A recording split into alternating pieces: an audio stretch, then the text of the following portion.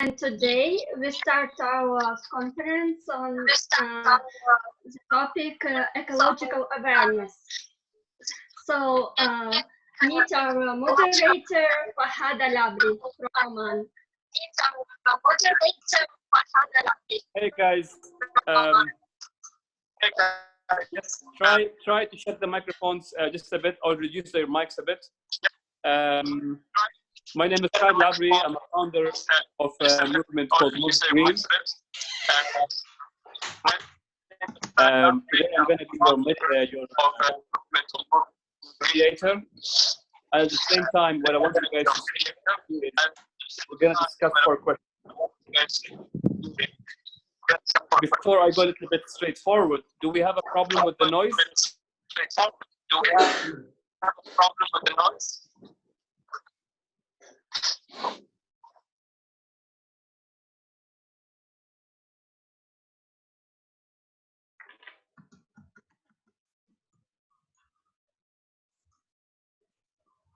If someone has left their speaker on, please just put it down so we can all of us hear it clearly. What about now? Is it clear? Wonderful. Here we are. My name is Fahad Al-Abri. I'm a founder of a movement called Move Green in the Middle East. And today we're going to discuss 4 important questions. How to make the Ecological Awareness project work. What are the challenges to make an ecological challenges work in the region? How you can measure an impact of an awareness? And what the ecological projects that really can really implement in your country. Of course, everyone coming from different countries. We have people from Iran, we have people from Albania, we have people from Sьерре-Леоне, we have people from Mexico, we have people from Lebanon, Liberia, and Uzbekistan. So we're gonna go with these 4 topic questions, and I would love to start with Ali Hamidin from Iran. He's around.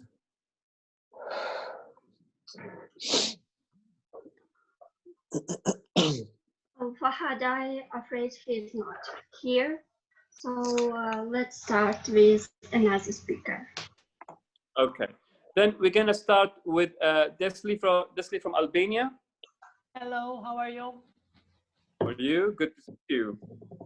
Okay, first of all, I want to thank everyone that is in this conference, and of course, I want to thank even Future Team, because with their initiative, we are here discussing for very important topics, and we are helping a lot of young people maintaining their self-occupy and listening and knowing more other issues and topics that are interesting even to know, but even to make part of their life, as, for example, making part in those movements. My name is Desli. I'm coming from Albania, and I'm a doctor, in fact. So those days are a bit difficult for me because we are working hard with the coronavirus situation in hospitals and even in other topics with volunteers that want to take part and want to help people around the world. But this is also, I found this very, very important, because on those days we have understood how important it is to stay healthy and how important it is to be healthy. And this can be very strong related with the ecological awareness and all the ecological part.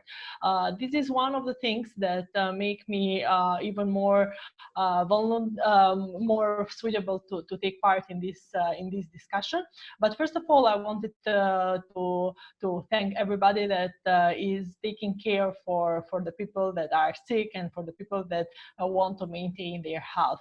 Hope this discussion is going to help each of you, and I want, after this discussion, to everybody, contact me if you have any questions or to make any other kind of discussion in order to be more helpful and more interactive.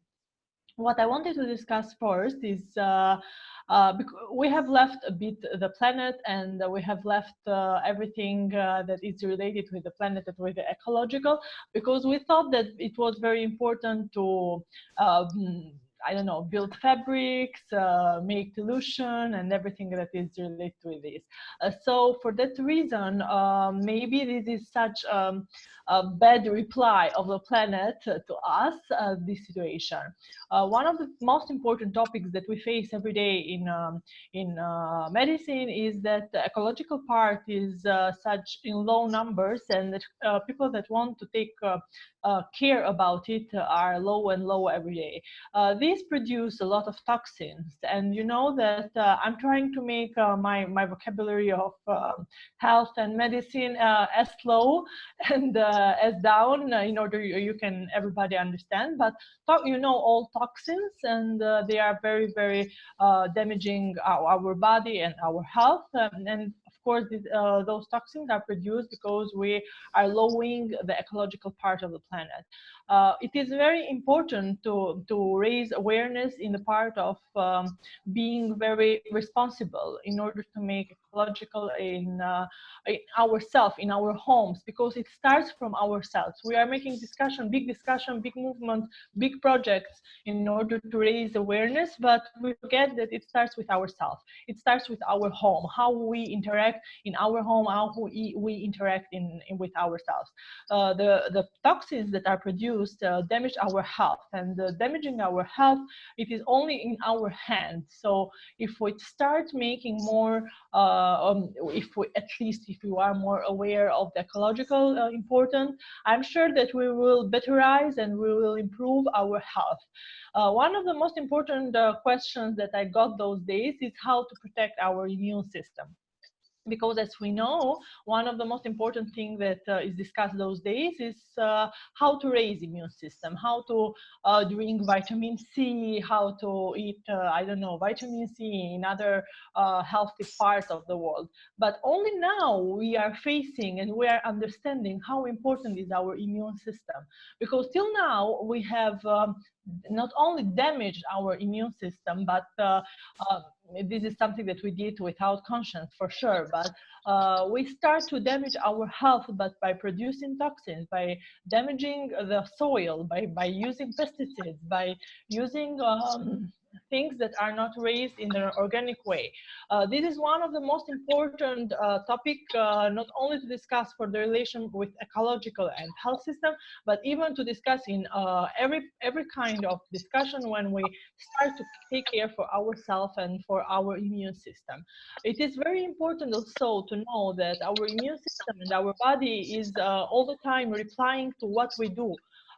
So if we are breathing polluted air, if we are in the buildings that have not ecological paintings, if we are all the time producing and doing things and stuff that are not related with ecological, for sure our body will make a negative reply. This is very important also to know that the breathing system is one of the most influenced one, not only in the coronavirus situation, but in all situations. We know very well that our breathing system is the first that need to be well protected. And if we damage our breathing system, means that we are not anymore protected, and we are not anymore good making our situation better or improving ourselves and our health, because breathing system is one of the first barrier to protect ourselves in every kind of situation. If the skin, for example, is very important to protect ourselves when we have to wash hands, because the virus or every kind of other situation may affect our skin as the first barrier, as important as the skin is even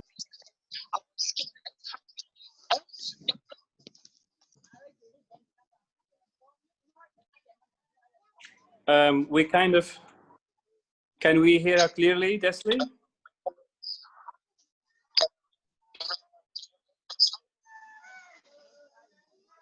Can we hear her clearly?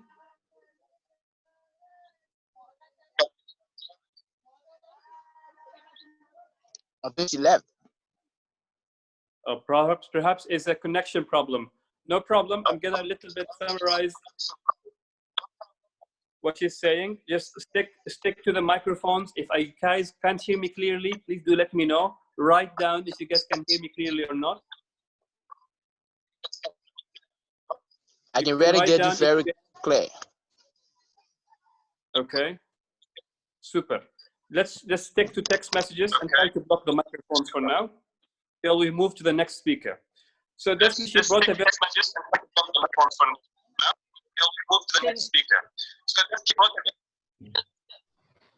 Can you hear me? Yes. Okay. Sorry for interruption and sorry for this small. Sorry for this.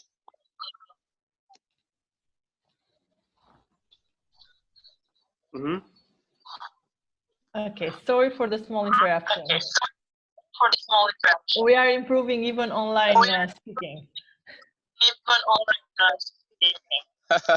Oh, just 1 minute. We want to see the mic. There's one mic is open. We need to close it.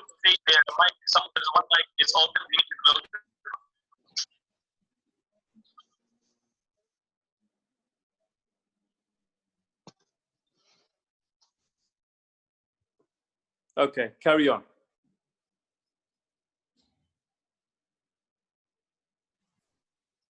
Okay, can you hear me? Yes, everything is okay, it looks. Okay, to continue in what I was looking, it is related with the breathing system. What is important in the breathing system protection that we do to ourselves is taking care for the ecological part. Because if we try all the time to breathe not only polluted air, but even the stuffs that are related with not ecological part, of course we are going to damage our lungs. This is something that happens day by day. It's not something that happens like, now I'm breathing fresh air, now I'm breathing ecological air. No, it's not related with that. It is a process that is ongoing every day, and is a process that keeps in our lung different pollution, not ecological stuffs that remain every day in our lungs and create there a tap that is not did not let us the opportunity to recover soon and to make our health better. This is very important. For that reason, I say that this is very important to take part for our eco behavior, because it starts from us, it starts from ourselves. I know that sometimes people all the time say to me, oh, come on, you are a doctor, you have to give medicine. But the best medicine and drugs are our behavior. Because if we start to behave in a good way, if we continue to make such a good presentation, not only to ourselves, to the system, to ecosystem, to the habitat that we are living, but it is something that is very, very important, not only to make people living in a better life, but even to make all the society having such a good behavior. Because of course it starts from us, but we have even to spread awareness in the other people's behavior. So this is going to be a healthy society, and we are going to face even less and less problems all around. It is also very important, something that I wanted to mention in the ecological awareness, that is related with our eyes. We all the time know that eyes are one of the most important sensor of our body, but also it is one of the most delicate one, because if we are all the time, for example, you know that in spring there are also a lot of people that face allergies. For example, the allergies that starts the eyes coming with tears. This is something that our body gives as a reply to the difference and to the problems that are happening around us. So the eyes are very important and very very sensitive part of the body. This means that if we are facing, and if we are all the day staying in the places that are not in ecological, in our ecological awareness and behavior, means that this is going to harm our eyes in an incredible way. And I know that sometimes we don't see such kind of changes, but day by day and month by month, we will face that a lot of difficulties are happening. Sometimes it is said that the blue light from our LEDs, from our laptops or phone calls, are one of the most damaging things, but in equal size of the damage that we take from the screens, it is even the ecological, non-ecological part of the system and of the environment that we live and we share in.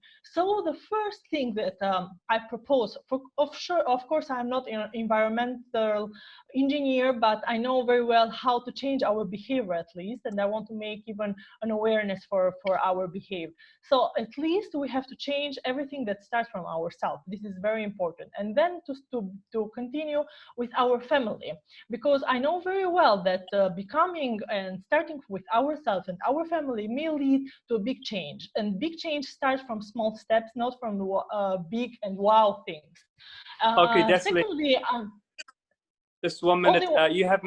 We have mentioned something very good. Can you give us an example how a person would start within themselves? A small little example. Okay, I'm going to take an example that it comes from my work. I work every day with children. In my normal work, I work with the speech therapy, psychological and psychiatry part of the children. So this is very important because sometimes when I speak with the parents, I say to them, everything starts with you. And it is not something that it is a big one, because for sure we have our part in the planet, and we have our behavior in the planet. We have the right and the skill and the opportunity to educate our children in the best way possible in order to profit and to make the environment a better place. First of all, for sure, it is being more ecological is not something that can start from a big one. It's something that starts from you and from your home, from inside of your home. It is not something big to say that we are going to make a big movement, we are going to make a big project on it, because everything it is a personal interaction and personal behavior. And the first thing that you have to do is to value your health and to value your personal behavior, how important it is in the relation with the environment. We see every day those days that I'm sure that you read in the news that in big cities there are coming a lot of animals, distinctive animals, the animals that we thought that were distinctive before.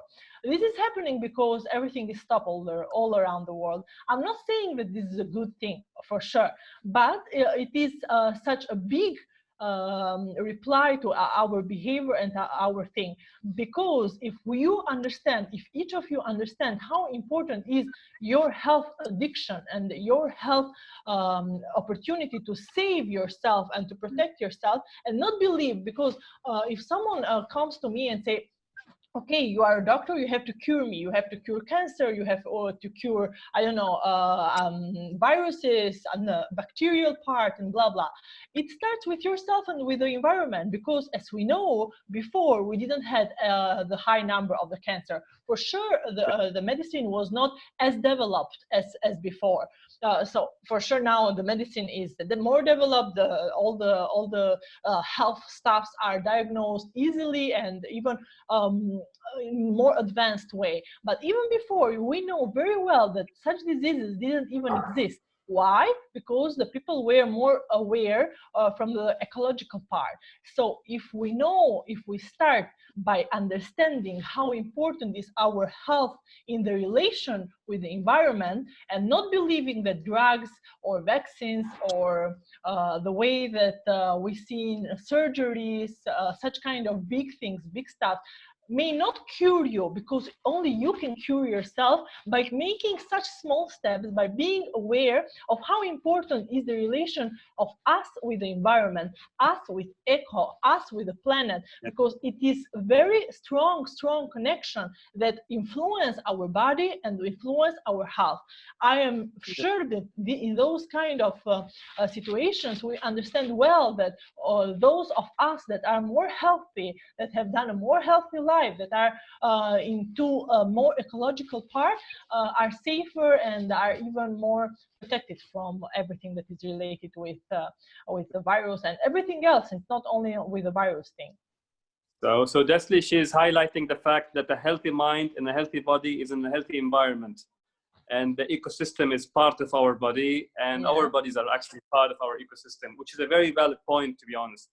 And you're right. I mean, the more we rely on artificial supports, the more our immune system also becomes weaker. That's a very good point. I will ask you one more question. I've mentioned 3 systems that are very, very connected with this. The skin, that we see every day, how skin is important and how it can protect. The lungs, so the breathing system, all the breathing that starts from nose till the lungs. And the eyes. I can mention even all other systems, but those are 3 most important that we can see every day and we can face every day. How important are they, and how we can improve their health, how we can improve our body health in order to make a better life and to live longer and healthier. Not only because living longer is not something. Sometimes you have to live healthier. Now, based on what you have really mentioned, can you tell us how we can make an awareness project work around these areas? What if you're gonna propose something or an idea? What are you gonna propose if you're gonna make it around health? How are we gonna make people realize that your health is part of your environment? Okay, firstly, I think that a project like this can be very, very like one of the most important and one of the most interesting projects. First of all, because people are very interesting and concerned on knowing about how to improve by themselves their health. What I want to say on that is that, for example, in some small countries those days, they are facing lack of doctors, they are facing not such as good doctors as in other places. So, but we are not able to move from our country, you know? We are all locked down and we cannot move in our country to find better health, better specialists. For that reason, people nowadays have understood that only by themselves they can protect their body and their health. So first point is to make health by yourself, to be healthy by yourself. It is very, very important, and this can make the project even more interesting and even can have more people to follow and that want to be more informed on that, because people are very interesting by looking by the psychology of the human beings. You know that sometimes people want to know more about how to do by themselves their things, their health, their immune system. You know, people every day write how to. One of the most looked, I was searching that one of the most important topics that people are looking in the Google those days is how to do by myself my immune system. So this is very important, because saying to people that we now have the key how to make themselves healthier will be very important one, and will also help this project going forward. And one of the most important to be related with the eco and to the importance of the ecological, we have to mention in the project, in our purpose of the project, that it is very important and very related with how we are going to spread this information, because it is very important to say that this kind of information is starting in the ecological part. And it's doing with eco things, it's going with recycle things. Such kind of small tips will be interesting in order to make them even more interesting for the topic of the health, but even by understanding that we are spreading this kind of information in eco part. And after that, step by step, making the connection even clearer with different examples from the world. And with, for example, it is a big issue that is happening around the world, that people are using for in medicine, the ecological part. They are using the recycled paper for the ikigi, for the eco, for all the things. The paper that is used, it was very damaged for the planet because it's not recycled. People threw it, but now they are using an ecological letter to do it. And this is such a big example and good example that people can profit and can know by examples, because I'm sure that people learn and understood the things when they see a clear example from the practice. It's not only an information that can be spread by word, but with examples for sure. And using ecological during you spread the information for health and make the people more aware on how to protect their self and their health in order to be in good relation with the planet and with the ecological part, is going to be a new project and a new part of how to interact with them. So reinforce the connection between the health and the environment of ecology itself. Good. Does anyone want to ask Desli any question? It's you open. Are welcome. You're welcome. If anyone wanna, and I like the fact how Desley really connected the fact of health, and she's a professional in health itself. And you know, environment is always part of anything you guys actually do. It's where we live at, it's where we breathe at. And if a healthy environment is always in a healthy body, a healthy mind. And it's nice to see the way how the more you reinforce the care of environment, it's also investment for your own. So does anyone ask a question?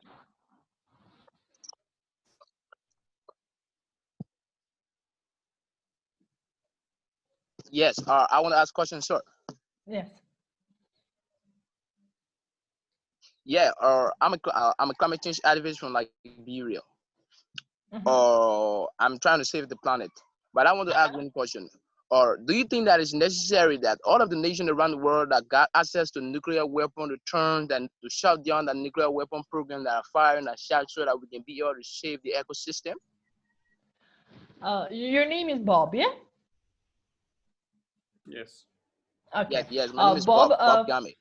Okay, Bob, I wanted to really thank you for the beautiful back of your video, because it looks very clear that you are very concerned and very connected with the environment, firstly. And secondly, yes, look, the nuclear weapons, it is one of the things that is very discussed, especially in medicine.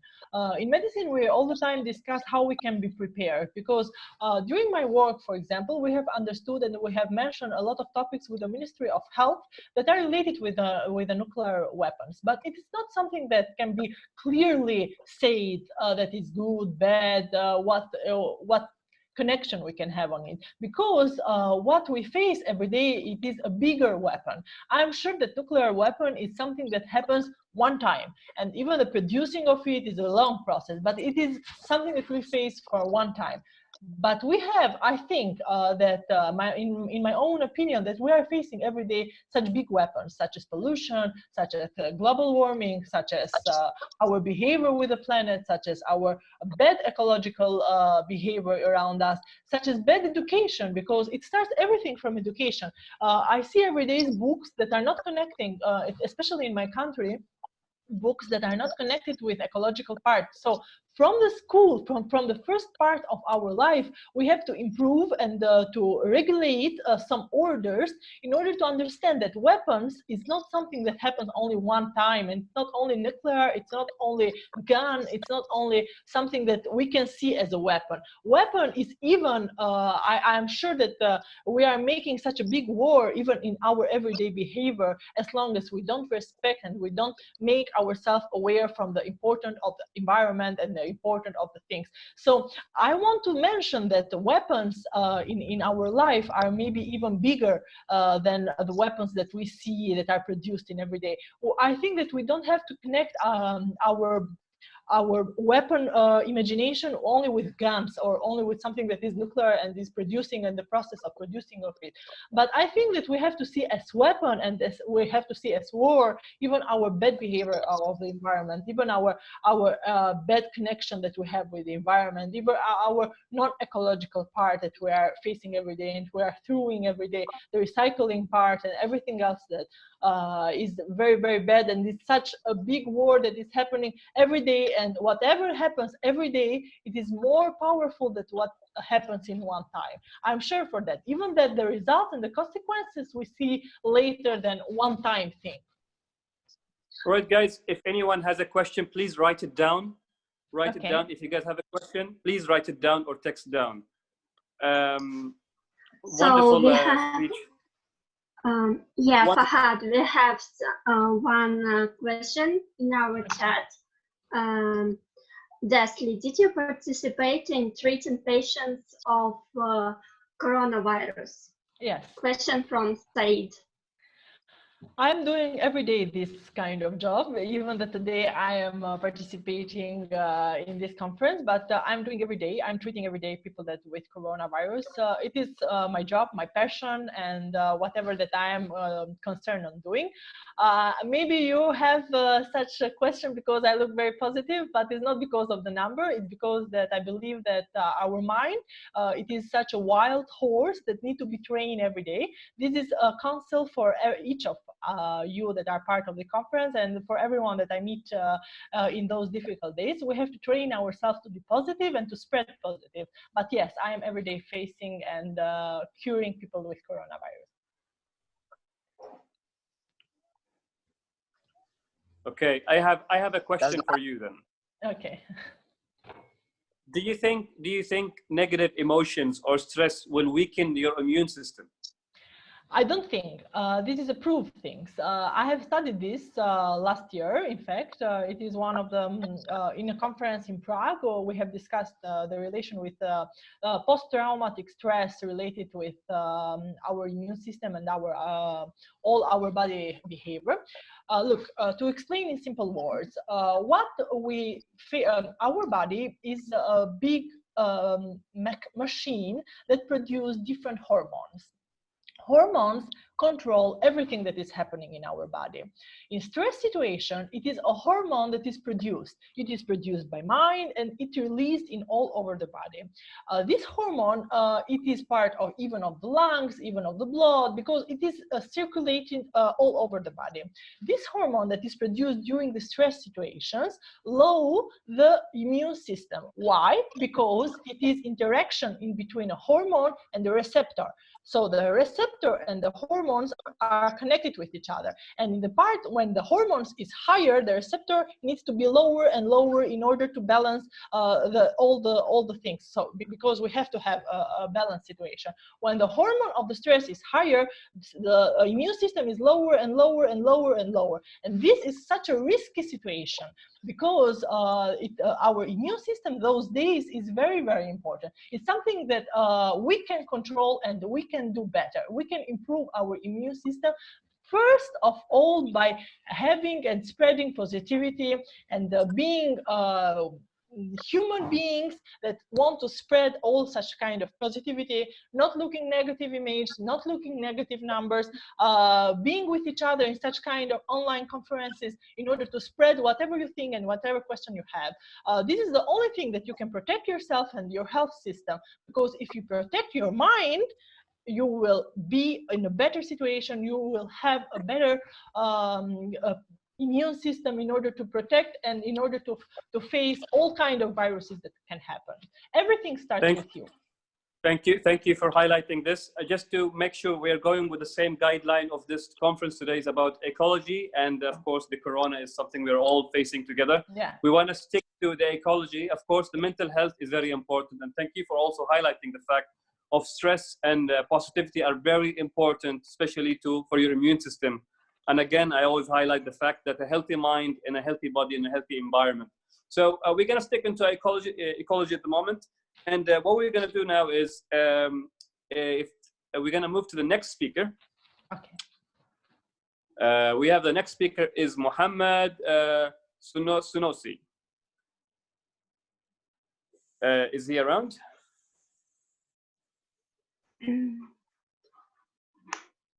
No, Fahad, he has problems with the connection, so let's move to another one. No problem. Then we have Mr. Juan Antonio. You have a presentation to show us. Sure. Yeah, here I am. Thanks so much. Super. We're excited to see your presentation, hermano. Yeah, thank you. Thanks a lot. And before I start the presentation, I congrats everyone. And I think, well, of course, environmental issues and ecological, part of all our research that we're doing and the work, the volunteering, professional things. There are a lot of disciplines that are taking on the ecological part. What I want to focus actually is, and you will see it on this presentation, is of course the fact that we are talking about ecological awareness. I've just to confirm if you can see the presentation now. I can see it loud and clear from my side. Please text or write something if you can't see it, guys. Just write it down. All right, and the thing here is, of course, from all the visions that we can address the ecological awareness.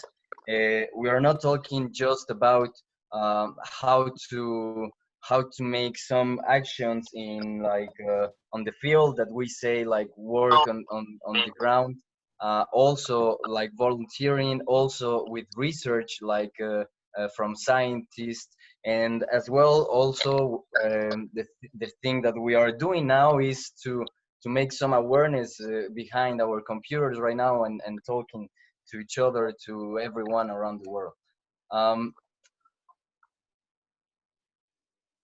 Well, first of all, I would like to address the fact that ecological from our side, and I will maybe talk about Mexico and maybe other Hispanic countries. We talk about environment, not really ecological, because ecological it is, as you can see here. Well, generally speaking, environmental science is broader field that incorporates many elements. The thing here is the ecology is more focused on how organisms interact, and it's just about living things. But environmental issues are really, you know, we can address a lot of other things, which is yeah, it's not just the ecology part. So maybe just a fact of different ways of applying this term. But anyway, so of course, therefore, to know and recognize, understand an awareness of environmental issues or ecological issues is what is happening around us. So of course, it's all these kind of activities on our environment and ecosystems around us. I think it's very important to understand why we not focus on ecological things or ecological awareness, but on environmental issues, because later on I will go on these, like of the multidisciplinary things. So yes, it's understanding the physical, biological, human, and cognitive phenomena and everything that is act to protect our environment.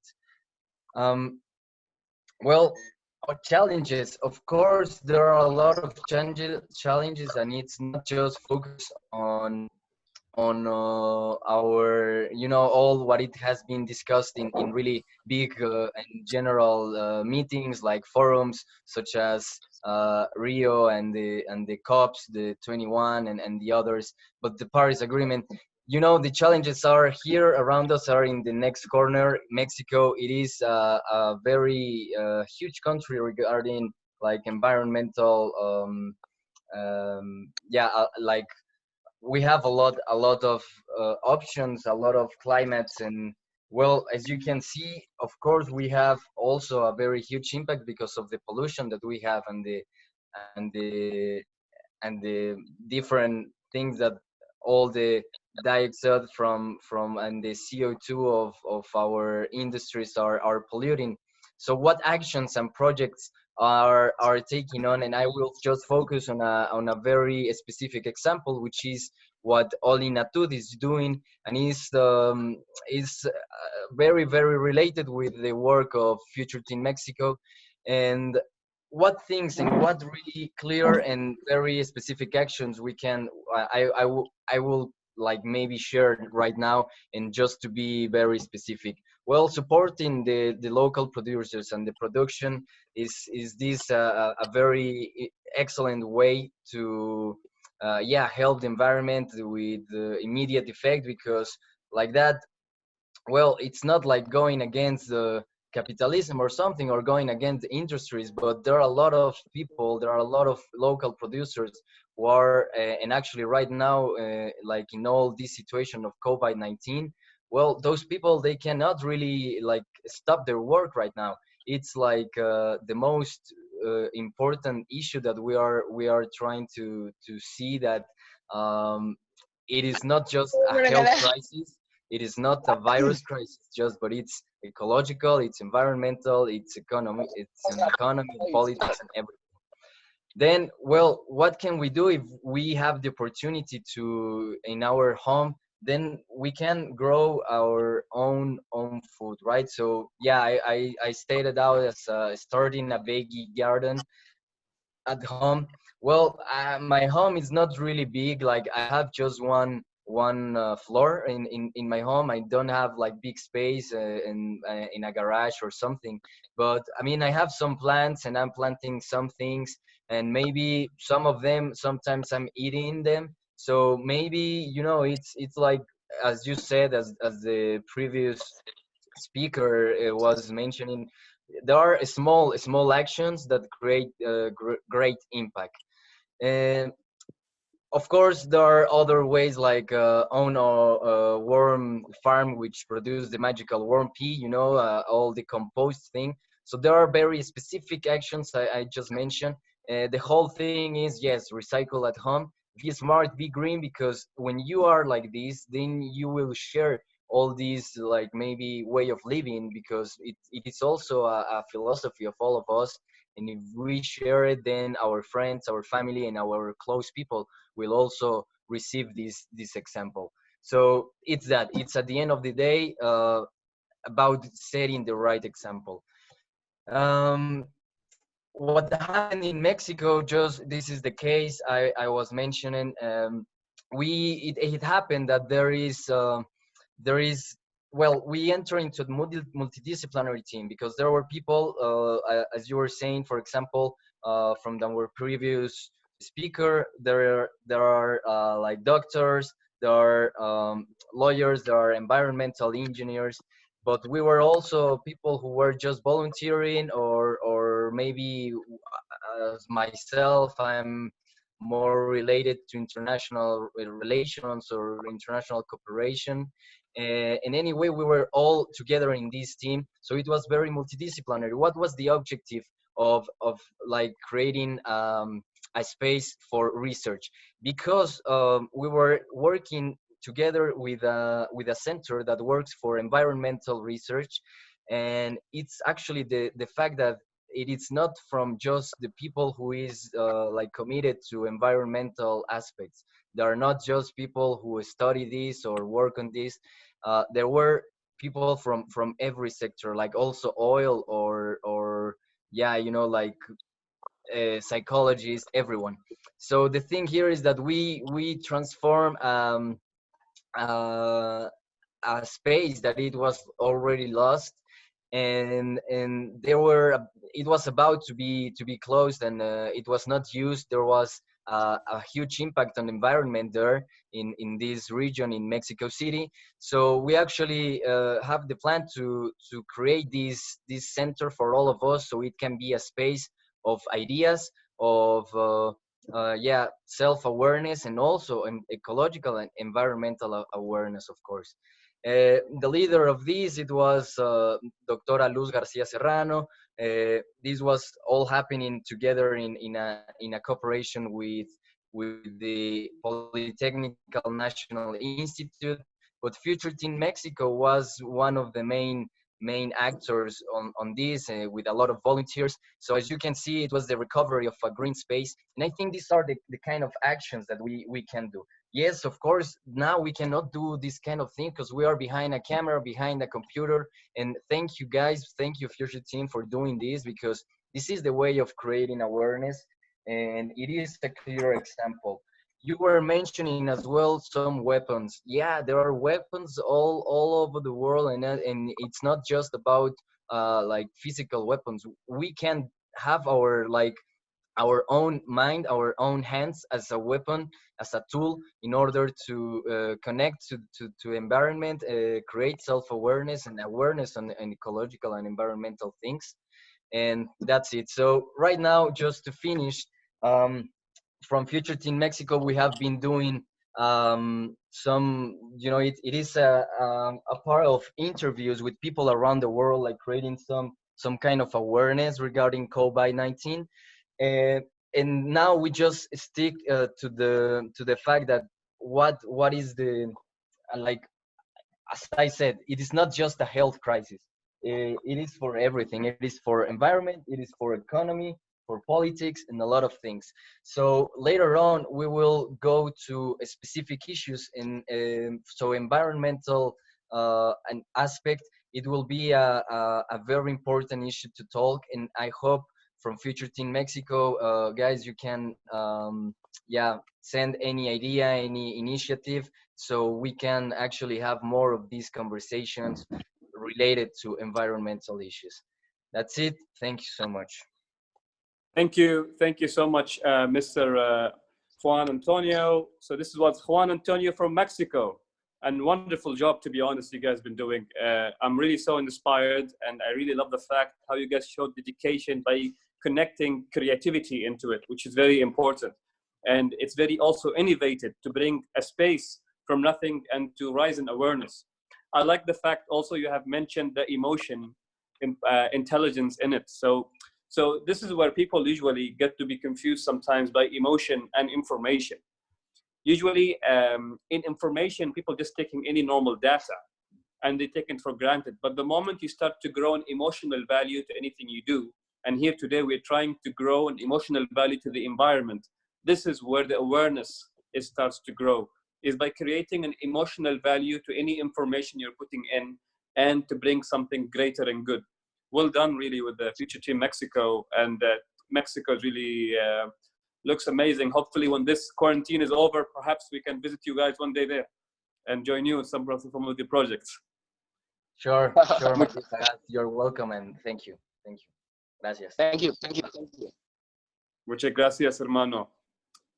All right, if anyone has any question for Mr. Antonio from Mexico, please write it down.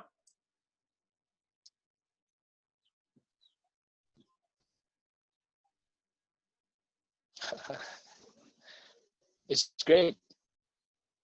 Okay, super. Then we're gonna move to the next speaker, Bob, from Liberia. Mr. Bob? Yeah. From Liberia. Good to see you, my friend. And I love the fact that you are here in nature and the environment behind you and the trees behind you. That's just so lovely. How is the quarantine going? And tell me about what do you think about the environmental awareness project and how do you work? Okay, thank you. Let me extend warm appreciation to everyone who left their busy schedule and took the time so that we can be able to sit to discuss on issues that matters. I'm from Liberia. We are right now we are in a state of emergency. President George Manneh, we are just declared a state of emergency for 21 days. So everybody is indoor or in the yard and trying to make sure that we keep the preventive measures. And I also hope that the global community can be able to work together as a team so that we can eradicate the COVID-19 from in our global community. Mr. Bob, just can you slow down a bit? Slow down a bit. Okay, sir. Okay. So everyone can. I just say, yes, everyone right now in Liberia is indoor. We are in a state of emergency right now because of the COVID-19 epidemic disease that is spreading rapidly. But in so doing, we still got to keep discussing on each of the matters.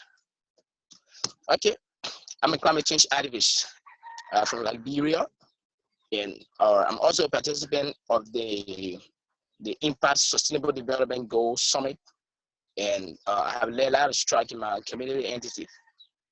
Okay, I do believe that we can create a community or awareness or based on few issues or community project or environmental, because we're discussing about ecology and which is relating to the ecosystem and where living things live interact with one another. Or the first thing is that we need to cut down our carbon emission.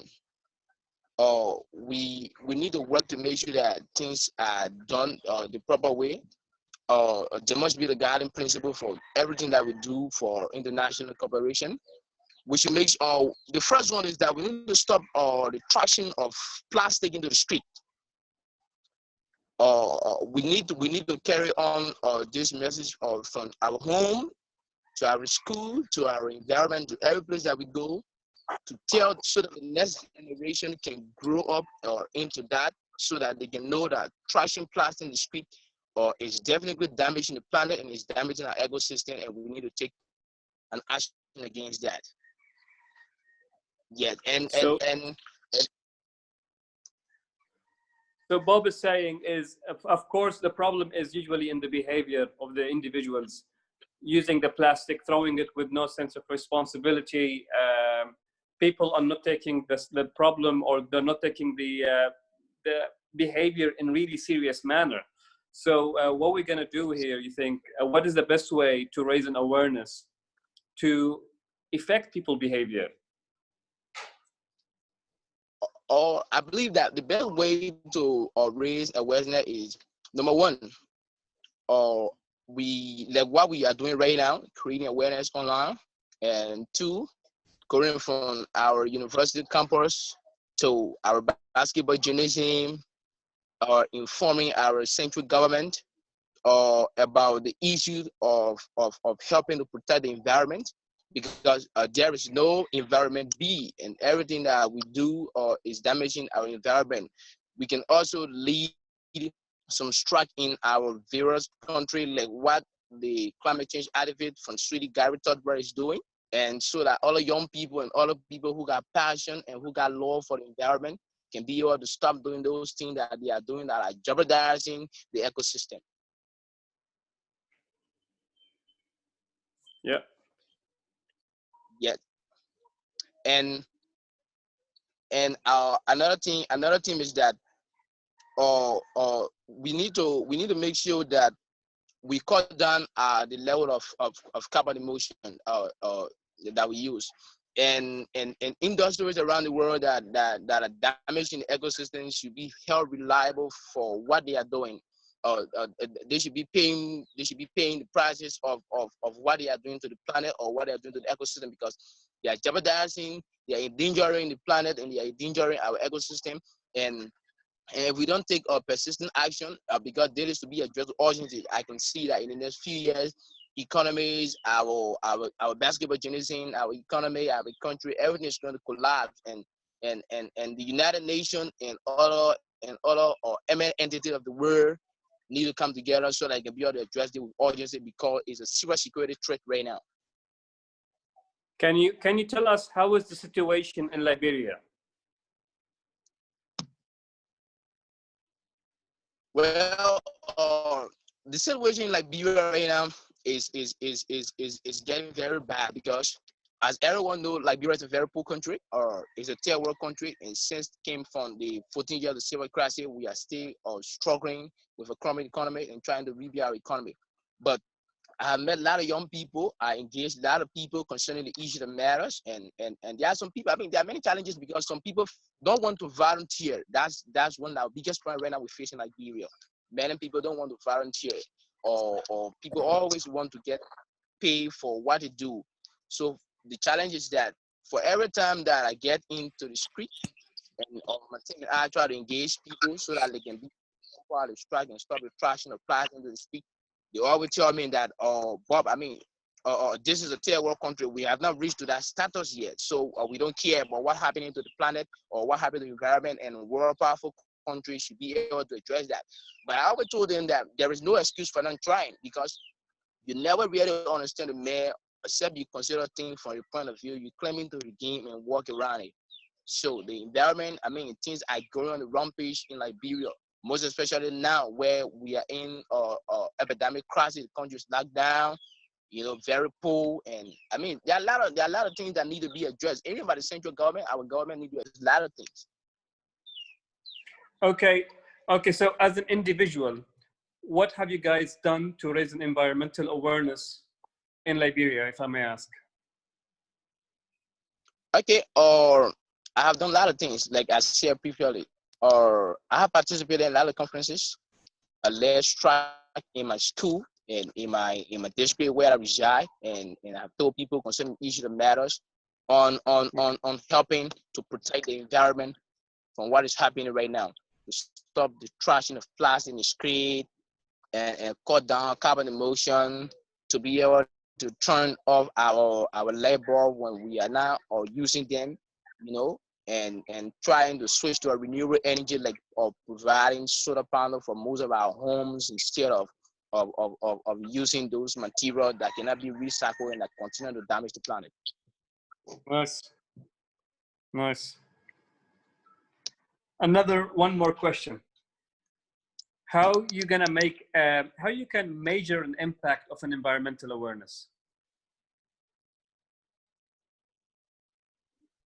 Well, my impact is that I'm gonna go from, I'm gonna, like I always doing, I'm gonna go both on social media.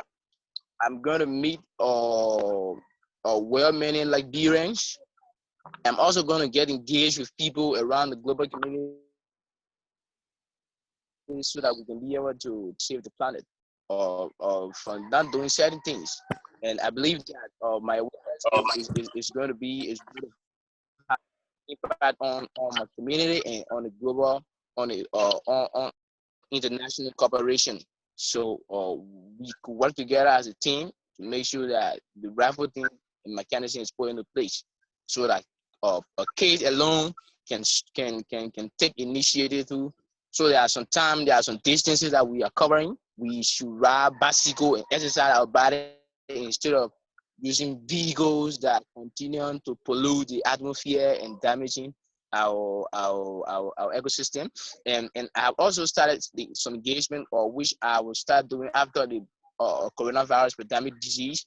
We will start planting some trees in where I'm from in various streets, so that we can be able to produce more oxygen for the global community. 100%. So that's really great job, Bob. So Bob is saying is the environment can be really approached with better communication, and the environment is a really collective effort. As we see, your approach of social media and the approach of the global networks, I think that's one of the best way to approach some things to save the planet, or even looking to the environmental cases. It's always a collective effort, which is really, really, thank you very much. Does anyone have a question for Bob, guys? If anyone has a question for Bob, please write it downstairs.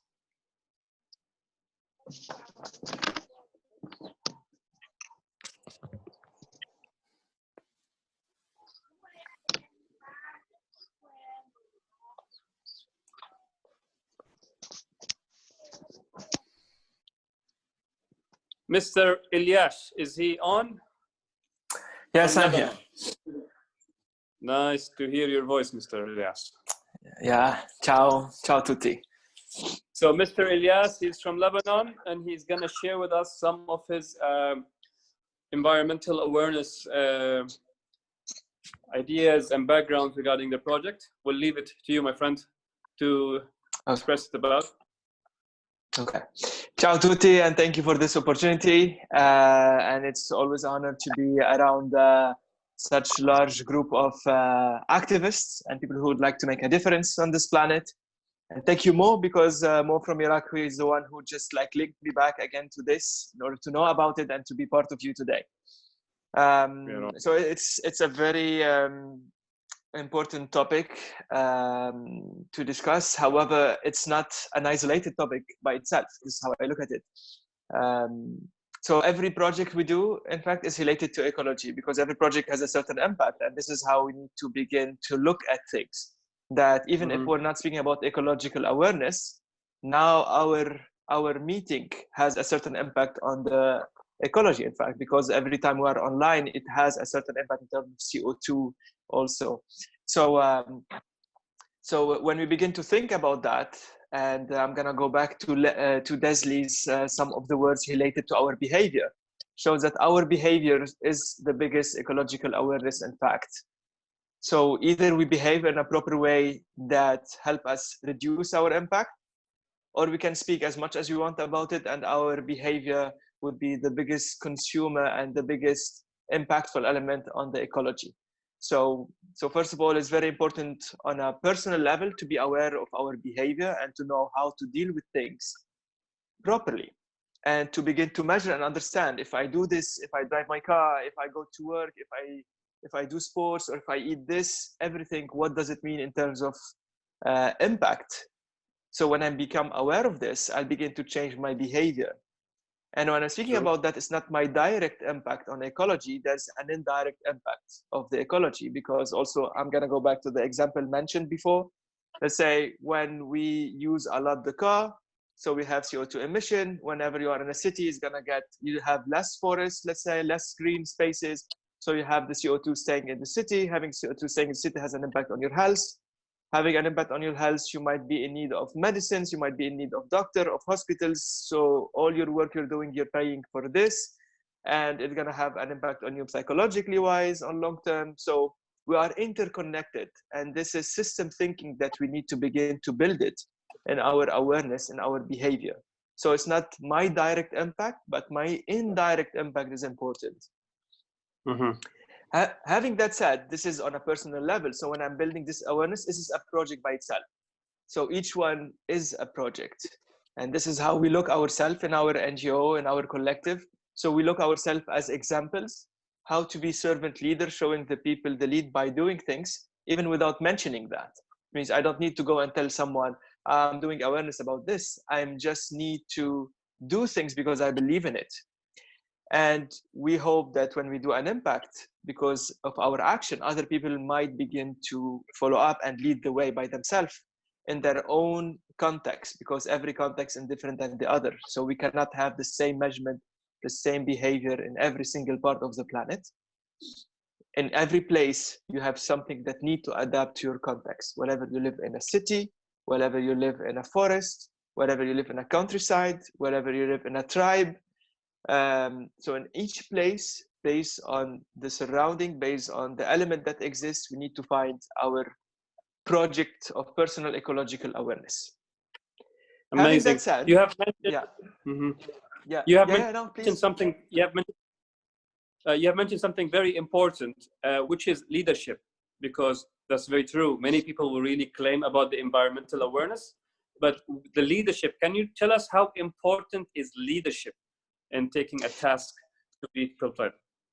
Yeah, well, for me on a personal level, the leadership is the most important thing that exists. So because I'm already confronting on daily basis people who speaks a lot, but when you look at their behavior is the opposite.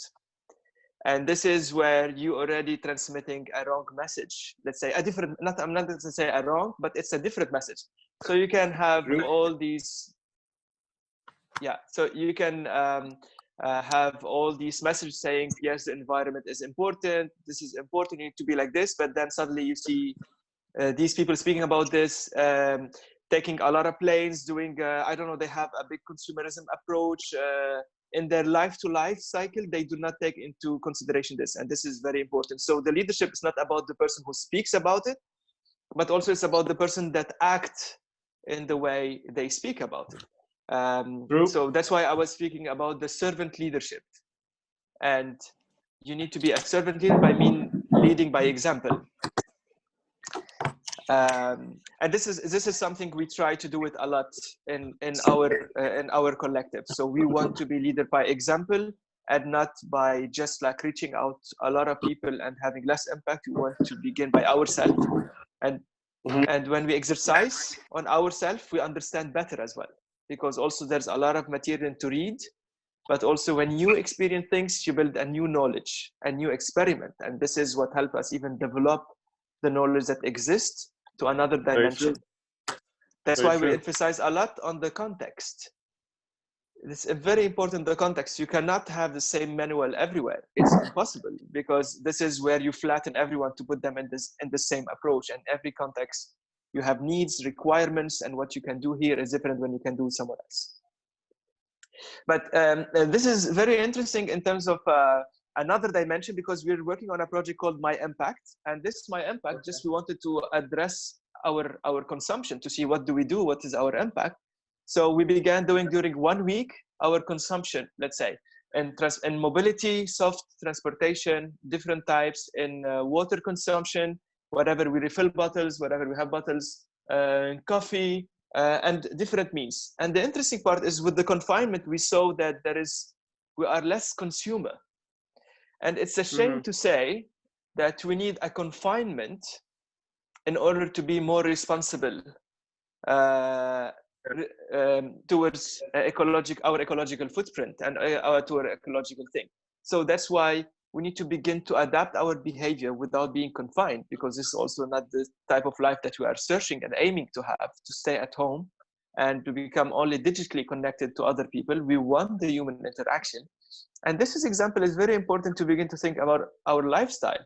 So should we go to one extreme to have a better impact, or should we mitigate and begin to address our really personal thing? And here it is really a reflection on one personal approach. But then when you do it as a collective, this is the interesting part. And how could you grow from a personal project to a collective project? And the impact would be way bigger and way more interesting. So yes, leadership is important to show it, but also a collective response is very important. And this is where the political will need to be integrated. This is where the measurements need to be concretely integrated and not corruptly integrated. And this is where we begin to differentiate between working on a person and working as a group. But as well, we don't want to work as a group just to say, we worked with 100 people. We want to have the proper impact. And the proper impact is when you see, and this is based on the measurement, when you see a large number of these people with whom you worked already being sensitive enough to go and do their own project related to that, to change their behavior as a first step, and then to go and do it. And I'm going to tell you a true story. It means something happened within our group. Let's say part of the team that we work together, I met them at university. And then after 3-4 years of working together, we begin, all of us, to build this awareness in our behavior. And one of these person got married last summer. So we decided to do a sustainable wedding for her from A to Z because of her belief. And this is mean culturally wise, there's a lot of challenges from the parents who want, for their kid to have the best wedding, where they want to put like the fireworks and all the consumption up, like it's once a lifetime. So they push towards this. So which is important in that is that she faced that, and we worked with her to do many things. I don't know if I can share some of the photos. I'm going to check. Yes, I'm going to share with you a couple of tiny things. 2, 3, 4. So this is, let's say, the table decoration. I don't know. Can you see? Honestly, not. But maybe you can try again. Wait. Now it's coming. Yes. Oh wow. Okay. So these are the cup, which is gift for the people who were taking them with them when they finish. But these were the cup done out of clay, the clay coming from the soil. And we did this by ourselves, all of us together, to give a gift for the people coming. But at the same time, we learned something technical in our hands. And at the same time, so we were learning, but we were using a material local. At the same time, we gave them the example of this thing. This is the arch, let's say, that we built it. And these, all of them from the nature that exists where the wedding was taking place. There were trees cut and destroyed. We took them, we transformed them into this arch for her, instead of, let's say, bringing these more globalized material to be used. This is the fruit. This is the seasonal fruit that exists in the country. So we decided to use it as a base for the decoration of the table instead of using flowers and to be thrown away later on. And then these fruits were later on given away for after people who want to eat on the table, they eat, and then later on were given to the village. So everyone will have some of the fruit and it's not going to be thrown away.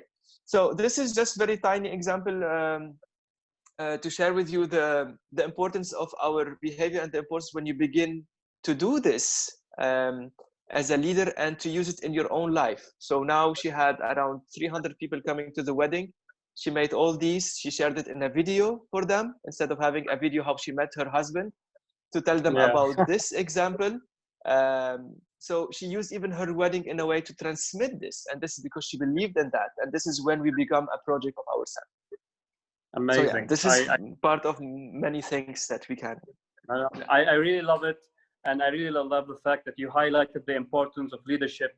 I really love the fact that you really also highlighted the fact of a collective effort. And of course, building an emotional value to any kind of an information or an act, it really influences or inspires the behavior. because human being behavior always getting influenced or inspired, and it starts with leadership, believing in what you're doing, and then transmit that message with an emotional value, where you guys have made the things from your own hands really had a very huge impact emotionally even, and that's gonna transmit a really true energy into it. Thank you very much, Ilyas. Guys, if anyone has a question to Ilyas, please drop it down in a message. Ilyas from Lebanon, very creative. We love the environmental print that they made and the message of the awareness and the impact that you guys have been doing. Anyone would love to drop a message? That's your time before we move to the next speaker.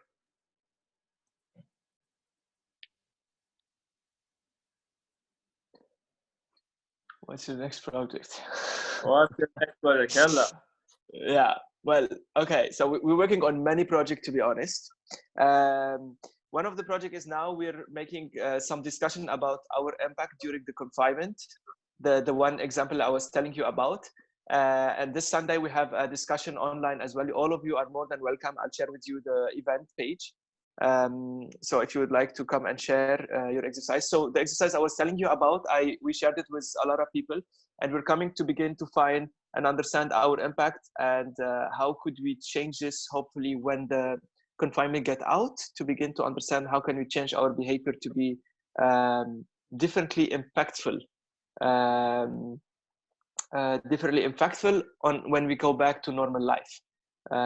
Because especially that we notice that we are less impact on the ecology and some of the things, but then we want to go back. We don't want to just forget everything. We want to try to find a solution to mitigate and to reduce our impact and reduce our consumption to deal that. So we're having a collective thinking approach and discussion, and to study it based on contexts as well, because we cannot have the same thing everywhere. And it's interesting because we have people from different from different parts of the planet sharing their experiences, and hopefully we'll begin to share this also based on slums approach, based on cities, big cities approach, countryside approach, because every place there is a certain challenge.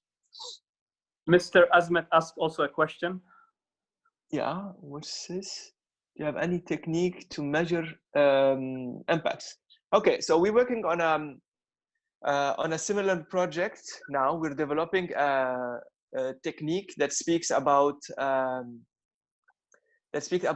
mainly SDG 4, and especially related to the impact related to education and the SDGs. So this is what we're working on, but it's still not ready as a toolkit. So we're trying to develop it with UNESCO, hoping to reach, but how to have a proper measurement, no, I don't have. It's very challenging, to be honest, because for me, it's not about numbers.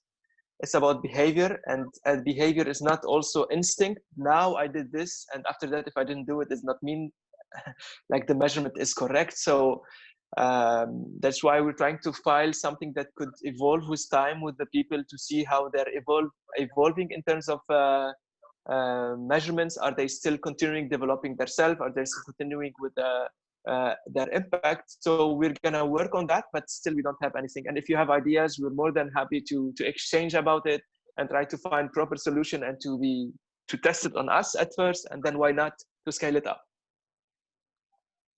Well, thank you very much, Mr. Ilyas. So Ilyas from Lebanon, he brought a really very good idea, a very good point, to be honest. In fact, impact of an awareness never been measured by numbers. It's always been measured by behavior. And that's very true. That's very true. I really, that's very true. Well said. Mr. Azmat from Uzbekistan, I believe he is going to be our next speaker to this. Yeah. Azmat here. Can you guys hear me well? Yes, loud and clear, my friend. All right, that's great. So again, my name is Azamat Tolipov. I am from Uzbekistan, and I'm currently a registered master's student at the University of Iceland. I'm currently having my academic leave. So I'm very grateful to you guys for inviting me to this conference as a speaker. And as the conference's topic is about, what an eco-awareness or environmental awareness is and how to raise it, right? How to raise it effectively, as far as I understand. So first of all, I'd like to tell you guys that my main concern here about talking about projects which are related to raising or doing some positive things in regards to the environment. We are talking about two things, two types of projects. One is has a goal. Well, the first type of projects have a goal to shape or to form ecologically aware culture or eco-culture. And the second type of projects are about raising ecological awareness or raising environmental awareness. That's what I have come across for the last year, talking to different like environmental activists and youth activists who are doing like practically managing and initiating projects like that. And most of them are they belong to the type 1 projects in Uzbekistan. They are actually the projects aiming to shape ecological culture.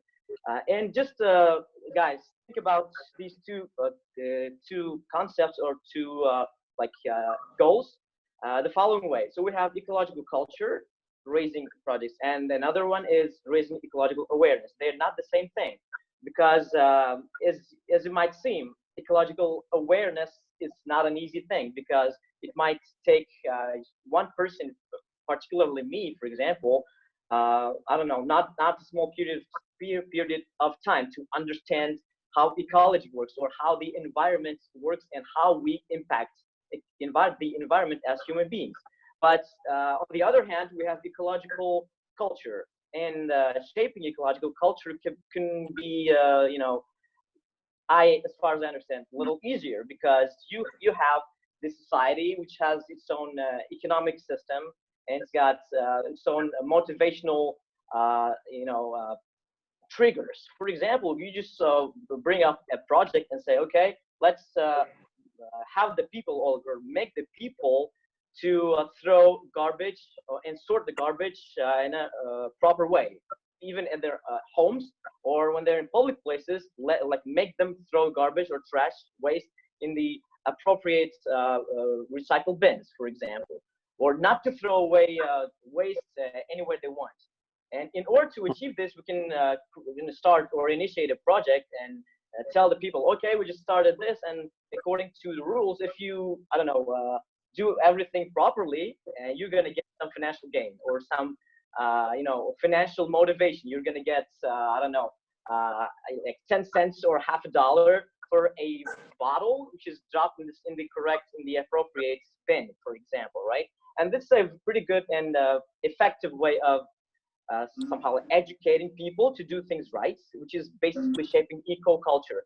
And usually the mostly used motivation trigger in this case is the financial trigger or monetary trigger. Okay, you're going to get some attention, some money, or anything like that, which if you do the things correctly, which are related to the environmental impact, right?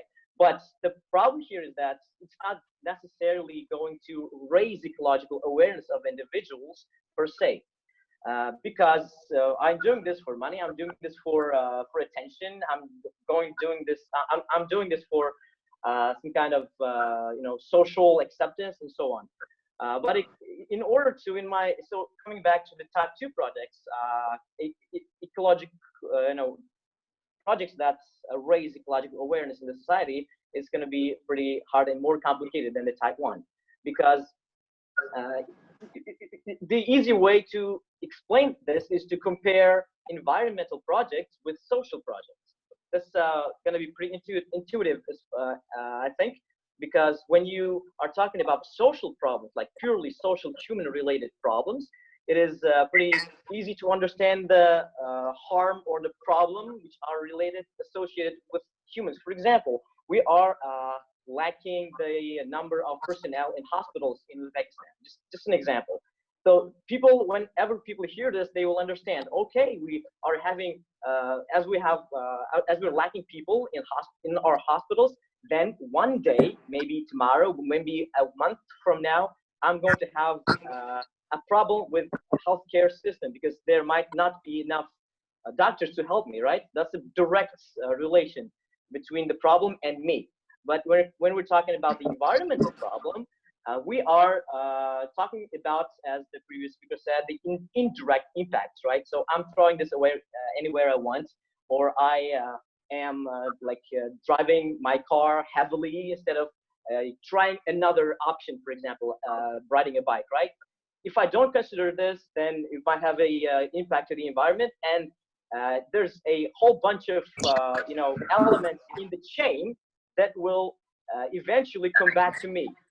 So this loop is pretty long. It's not direct. That's why it's hard to understand this impact, and that's why changing environmental behavior of people are so kind of difficult and time-consuming, maybe, because we don't feel the impact on our skin like a minute after we do something wrong, right? So that's why I'd like to talk about the next part of my speech is going to about the challenges of ecological projects. I mean, ecological awareness projects, let's say. So now I just stated why it is so hard or not so easy to change behaviors of people when we're dealing with human impact on the environment. And another key challenge is that we do have a lot of talking about climate change in this case, climate change deniers. And that's I would say a pretty important problem, because this is also triggered by some claims or statements of climate activists, such as "let's save the planet," or let's just take this example, because that raises a lot of criticism, because we as humans, as very, very small impact makers on this earth, how can we change the entire global earth system, right? And for the course of the last, let's say, 60 years, it's nothing in the geological history, right? So this is one of the reasons, one of the aspects why we have a lot of climate deniers today, and this is going to be a really a matter or a problem or challenge that demands our attention. As a, let's say, climate activist or an environmental activist, we should always address the science or what the scientists say. We don't have to be scientists, but we have to constantly search, Google and or in other search engines and find some scientifically based statements. For example, when we say save the planet, or I want to save the planet, it doesn't really make sense to ordinary people who are usually for example, climate change deniers, right? We cannot save the planet. And another claim would be, or another argument would be, the climate has always been changing in the geological history, and this is another series of climate change. So this is all natural. We can't do anything about it. So this could be another claim by climate change deniers. So in order to deal with climate change deniers, we have to know the fundamental fundamental facts, which are based on scientific research, right? And for example, when we say that, yes, one climate activist could say, okay, climate has changed in the past. That's correct, but currently the climate change is not changing mostly due to the natural processes, but because of the human impact, because of us. And there are actually pretty decent number of diagrams and research which actually proves that. Actually, I was planning to use my laptop's Zoom, application, but because of the connectivity problems, I switched to my mobile phone. But if it's possible, I can just use the my phone's camera to show some of them. Because as a student at the University of Iceland, I've been mostly dealing with geology and glaciology. So for those of you who do not know what glaciology is, it is a science that studies glaciers. And when we're talking about glaciers, they are the exact and direct barometers, or the thermometers maybe of climate change, because by studying them, we can understand how climate is changing. For example, I'm going to switch my camera, and I hope that it will work. Do you guys see anything? Is it Yeah. kind of visible, more or less? It's Right. visible. All right. Yeah. Thank you. So on this is actually the diagram of the carbon dioxide level in the atmosphere for the last 800,000 years. So I'll just try my best to zoom in a little bit with my camera. So you can see that the level hasn't changed rapidly. We don't see any like huge changes, right? Like rapid, drastic changes. But if we go to the year 1950, we can see a drastic shift, right? This is a drastic shift for the last 800,000 years. So this is one fact, actually. This is a scientific fact. But you know, we just by looking at this, one cannot necessarily say, okay, the climate change is happening due to the carbon dioxide, right? So climate deniers also claim this. And we have another graph that shows the change in the temperature and change in the CO2 levels in the atmosphere since 1880. So this is another scientific fact that shows that these two parameters, like CO2 levels and the temperature, are very, very accurately correlated, right? And of course, one can say, okay, CO2 and the temperatures are well correlated, but correlation is not causation, right? So we don't know which one is causing another one, right? But and there's another graph that shows the natural versus human caused, you know, climate change or global warming. So the yellow one at the bottom is basically the solar irradiation. In other words, how solar like activity has changed since 1880 versus how temperature has been rising since that time. So the red one is the temperature, and the yellow one is basically the solar activity. So starting from 1960, we see a clear unmatch or mismatch between the solar radiation and the temperature rise. So one cannot necessarily claim that the temperature is rising because of the sun. Well, now I can just skip some of these slides here and come back to my main camera. And now we have climate change deniers. Now we have a pretty complex issue of understanding how climate works in this case, or in any other environmental processes work, right? And this is also going to pose a lot of its own challenges and issues while making environmental projects. That's why it's very important to raise awareness. But as I said, raising ecological culture, or shaping ecological culture, could be easier. That's we can first start with raising, or again, shaping ecological culture by making different projects, social projects, even motivating people with the help of money and so on. People eventually will ask, right? Why are these people doing this? Why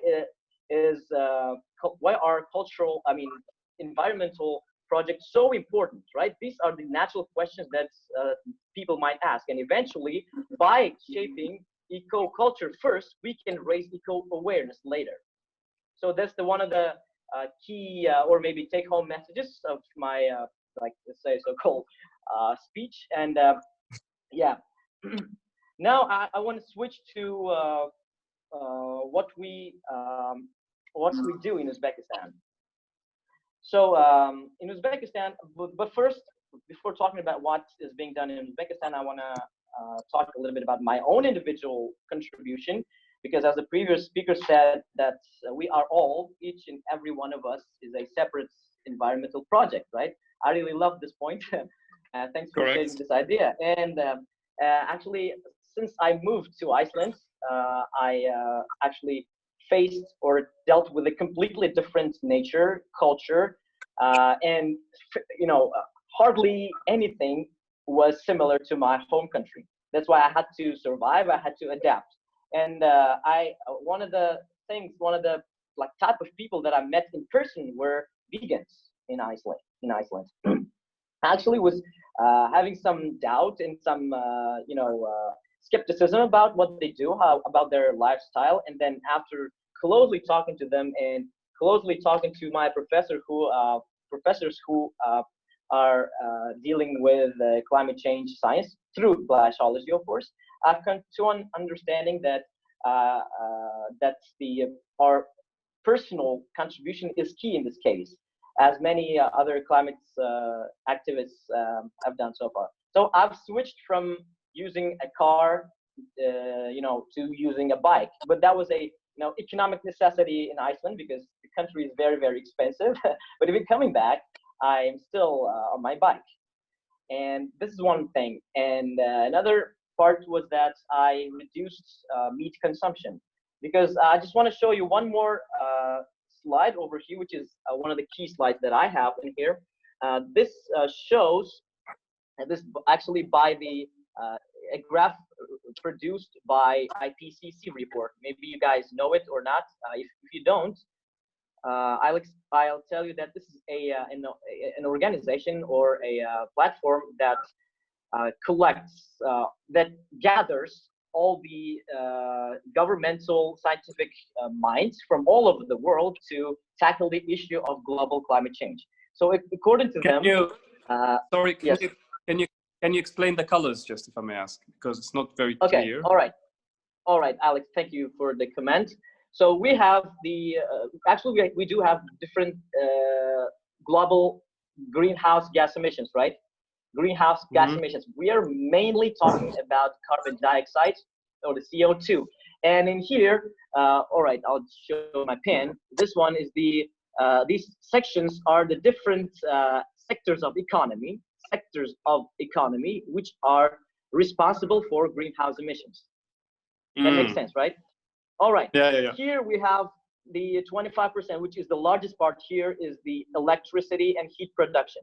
In other words, energy sector.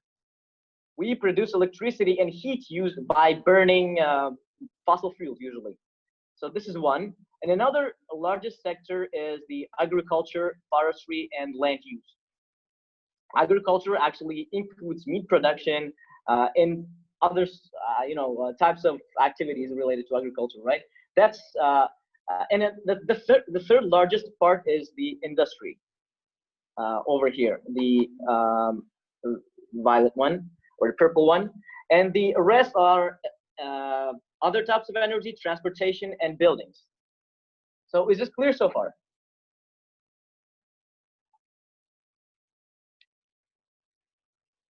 Hello? All right. Our moderator looks like he's left the meeting. And can anybody else take over? Yeah, Zamat, I think it's something went wrong with Fahad's account. So you can continue your speech. But hope everybody else can hear me still, right? Yes. All right, cool. Sure. Yeah, great. Thank you. So I think I'm going to continue. So according to what the global community, scientific community has agreed on, this graph or this pie chart, which I just thought to myself before making any kind of social project, I just tried to rethink my own lifestyle. So I have to reduce these largest, my own activities, which are related to these largest sectors. So electricity and heat production. So far, I cannot personally produce my electricity, and I cannot produce heat at my home. So I'm not really dealing with this. But what we have here is agriculture. That's why I cut on meat consumption. And here we have transportation. That's why I'm moving to riding a bike. I'm not in the industry sector, so I'm not related to this so far. And buildings.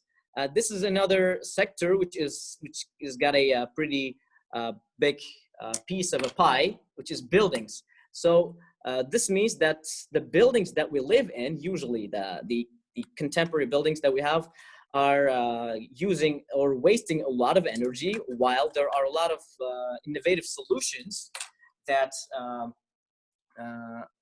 that can reduce the energy waste that we are having in our houses or in our homes, in our apartments.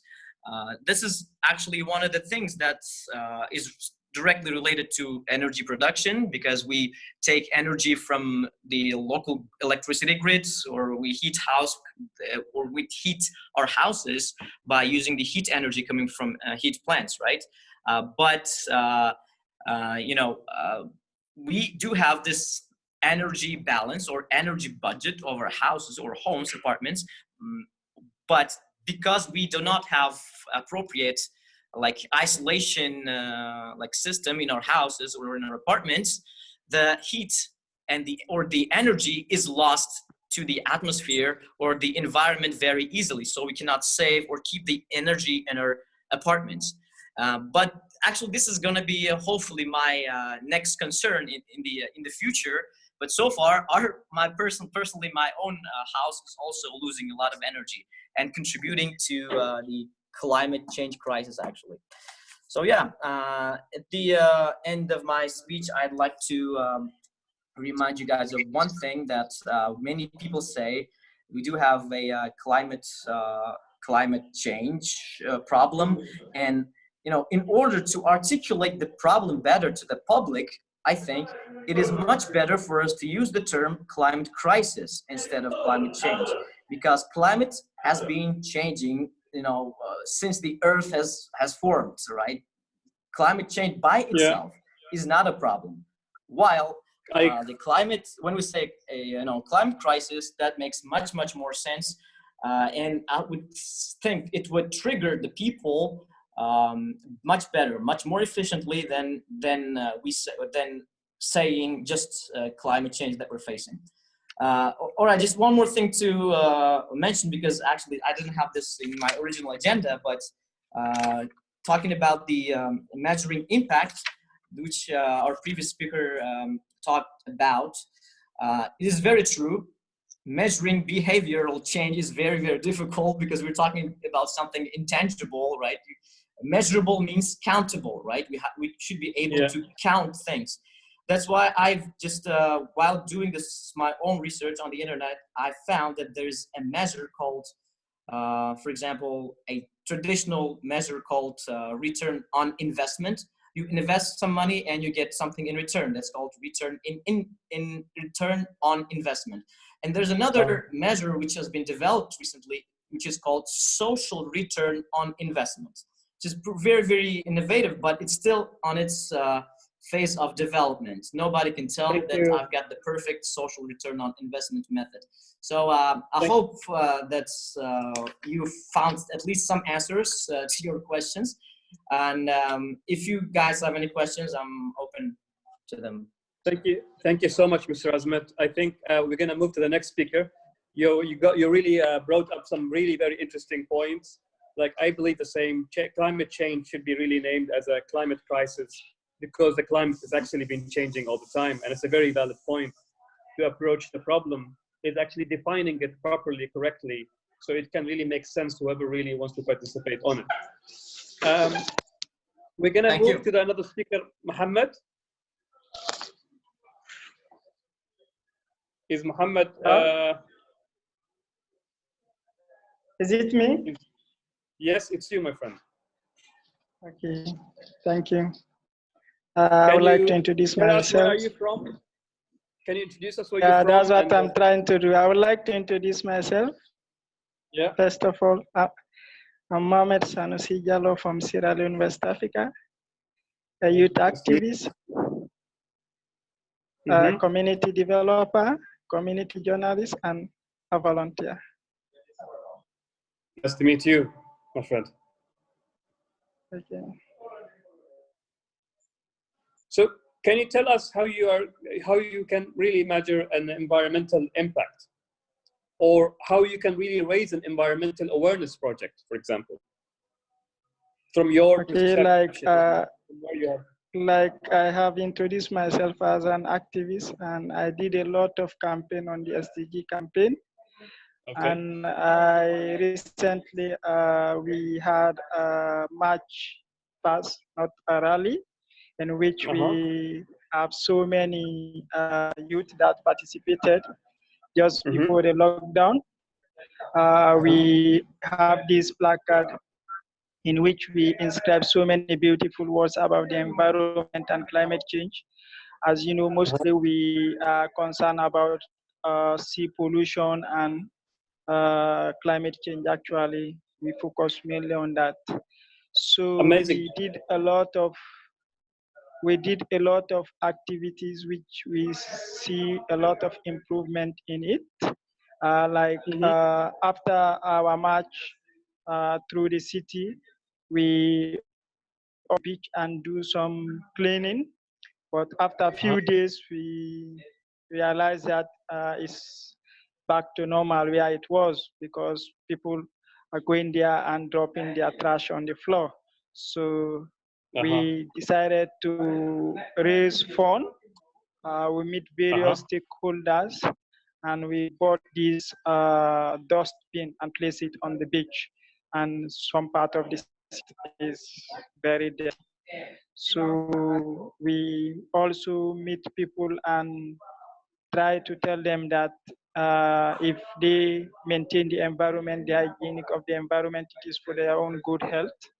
And we also try to go and do door-to-door campaign, which we try to impact like in every community. We try to impact like people.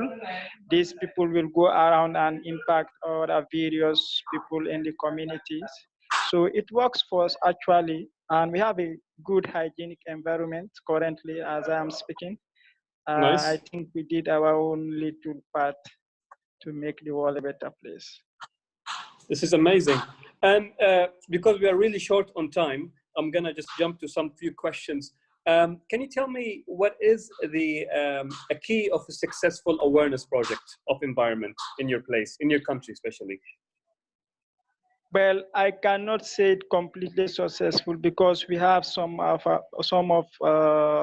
stumbling block, which is financial support. But actually, we know that in every project, for it to be successful, it needs financial, because in this part of the world, we have so many human resources. No, the only thing that is lacking is financial support. So for every project to be successful, it needs funding. You know. Yeah, Mr. Azmat have mentioned something earlier about having an environmental culture. What do you think about this idea?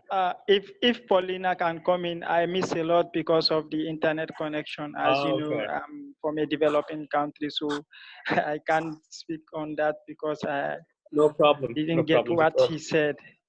Yeah. Okay. So we were one of the very interesting points he mentioned is an eco-culture, a culture that's a social enterprise mainly, that really cares about environment, and a group of people who are more likely more of a social gathering or a social enterprise, that the financial value should not be big in it. Yeah. That's what we are doing in Africa. That's what keep us moving. You know, we Africans, we always like this social culture, like you mentioned. You know, the word-to-mouth communication is still popular in here because the internet is not accessible, like I said. So most of our campaign involve like word-to-mouth, door-to-door campaign.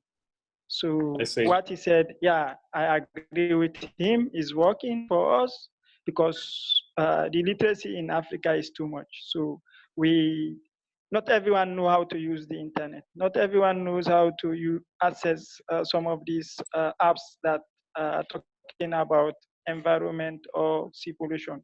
So our best solution is to go door to door, and every day, like in the week, we take 3 days every day to do this campaign, actually. And I forgot to mention that I've been part of feature team since the inscription of it. I see. If anyone want to ask a question to Mr. Mohammed, it will be amazing.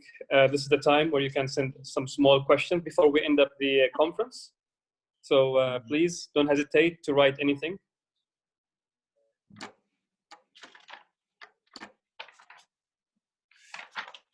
I got one question. Yeah. Okay, go ahead. Yeah. All right. While developing and executing a project, have you ever faced any legal problems or problems related to your country's legislation? Because once when I was planning to organize a climate climate strike back in 2019, like last year, it turned out that our legislation is not ready yet for this kind of event. Yeah, we do face a lot of problem because like here in Africa, if you have to do a march pass or sensitization, you go to the police and have clearance and other stuff, and sometimes the government will not even allow you because they will think it is politically motivated. But we are just doing our job, you know. Sometimes we don't have this clearance, but we go in secretly telling the people about what is good for them and what is good for the society. Thank you. Yeah, thank you for the question, Azmat. It's a very interesting question, though.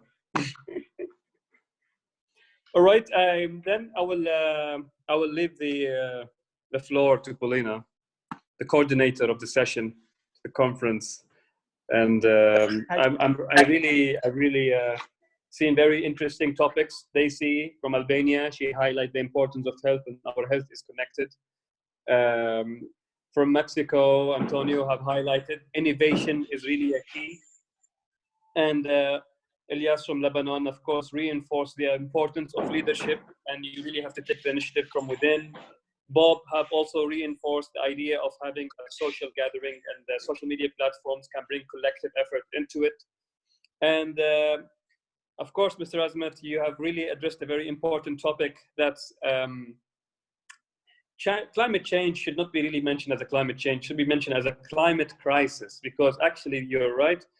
The climate keeps changing, even during the dinosaurs. It keeps changing. I mean, it's and this which goes with a very direct of a conflict of interest to the concept that we're really fighting for. And emotional intelligence is also a big role of awareness. So this is the summary. What I really put it down as a summarization. The carbon emissions as well is something to be looked at perhaps maybe once in the future. But really, thank you all really for having us in this session. We'll leave it to Paulina. Thank you, Fahad. You're welcome. Thank you, Fahad. You're welcome.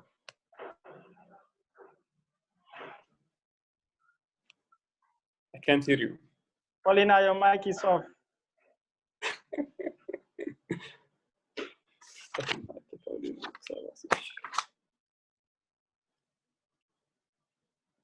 Paulina, please turn off your mic. We are not getting you. Exactly. Turn on your mic. Okay, thank you. So is it okay right now? Exactly. Yeah, it's okay. Go on. Yeah. Perfect. Dear speakers and participants, and I would like to thank you for this fruitful conversation, for this online conference, and I would like to thank you, Fahad, for moderating this event. And we and future team hope to see you at our next online events. Have a nice day and stay safe and healthy. Stay safe, everyone. Nice meeting you all. Stay home. And lovely meeting you guys. Hopefully we're gonna meet in the next conference then. Hopefully. Right. Hopefully. Ciao. I'm sorry that I missed a lot due to internet connection. Oh, it's good, my friend. Grazie tutti. See you. Goodbye. See you. Ciao. Bye-bye. Goodbye.